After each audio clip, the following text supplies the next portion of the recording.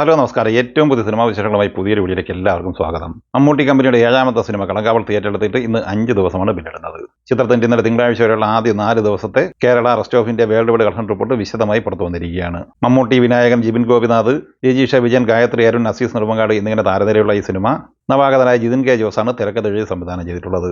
ഞായറാഴ്ച വരെയുള്ള ആദ്യ 3 ദിവസം കൊണ്ട് കേരളത്തിൽ 15,50,00,000 കളക്ട് ചെയ്ത ഈ സിനിമ 4ാം ദിവസമായ ഇന്നലെ തിങ്കളാഴ്ച കേരളത്തിൽ കളക്ട് ചെയ്തത് 3,20,00,000 രൂപയാണ്. ഇന്നലെ തിങ്കളാഴ്ച റെസ്റ്റ് ഓഫ് ഇന്ത്യയിൽ നിന്ന് ഈ സിനിമ കളക്ട് ചെയ്തത് 45 ലക്ഷം രൂപയാണ്. 4 ദിവസത്തേക്ക് റെസ്റ്റ് ഓഫ് ഇന്ത്യ കളക്ഷൻ 4,30,00,000 രൂപയുമാണ്. വിദേശ കളക്ഷനായി ഇന്നലെ ഈ സിനിമ നേടിയെടുത്തത് 1,90,00,000 രൂപയായിരുന്നു. ടോട്ടൽ 4 ദിവസം കൊണ്ട് $2.96 മില്യൺ കരസ്ഥമാക്കിയ ഈ സിനിമ 26,70,00,000 രൂപയാണ് വിദേശ കളക്ഷനായി 4 ദിവസം കൊണ്ട് സ്വന്തമാക്കിയത്.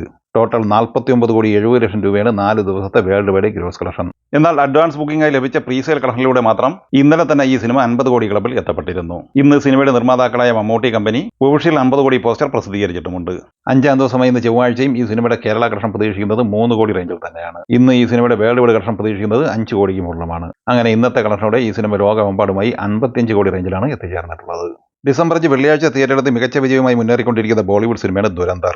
ആദിത്യ താർ തിരക്കഥ സംവിധാനം ചെയ്ത ഈ സിനിമയിൽ രൺവീർ സിംഗ്, അക്ഷയ് ഖന്ന, മാധവൻ, സഞ്ജയ് ദത്ത്, അർജുൻ രാംപാൽ എന്നിങ്ങനെയാണ് പ്രധാന താരങ്ങൾ. കേരളത്തിൽ ആദ്യ 4 ദിവസം കൊണ്ട് 79 ലക്ഷം കളക്ട് ചെയ്ത ഈ സിനിമ 5ാം ദിവസമായ ചൊവ്വാഴ്ചയും 15 ലക്ഷത്തിന് മുകളിൽ കളക്ഷൻ ഉറപ്പാക്കിയിട്ടുണ്ട്. അങ്ങനെ കേരളത്തിൽ 1 കോടിക്ക് അടുത്താണ് ഈ സിനിമയുടെ കളക്ഷൻ എത്തിച്ചേർന്നിട്ടുള്ളത്.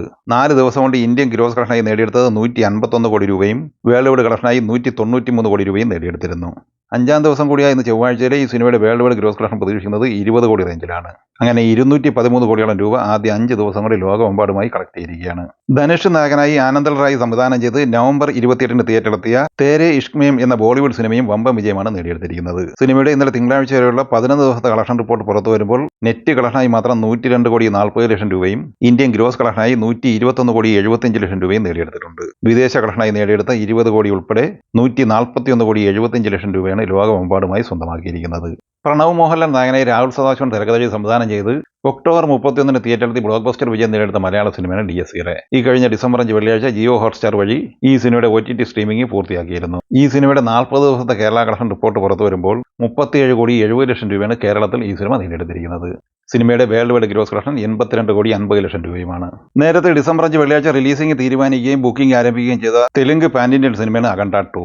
ബോയവതി ശ്രീനു തിരക്കഥ സംവിധാനം ചെയ്ത ഈ സിനിമയിൽ നന്ദമൂരി ബാലകൃഷ്ണ, സംയുക്ത മേനോൻ, ആദി പിനി സെട്ടി, കബീർ ദുഹാൻ സിംഗ് എന്നിവരാണ് പ്രധാന താരങ്ങൾ. 2021 തിയേറ്ററിലെത്തി വമ്പൻ വിജയം നേടിയെടുത്ത അഖണ്ഡ എന്ന സിനിമയുടെ 2ാം ഭാഗമായി തിയേറ്ററിലെത്തി ഈ സിനിമയുടെ പുതിയ റിലീസിംഗ് തീയതി പ്രഖ്യാപിച്ചിട്ടുണ്ട്.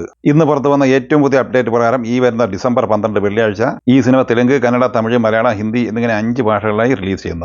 ഡിസംബർ 11 വ്യാഴാഴ്ച ഈ സിനിമയുടെ പ്രീമിയർ ഷോയും പ്രഖ്യാപിച്ചിട്ടുണ്ട്.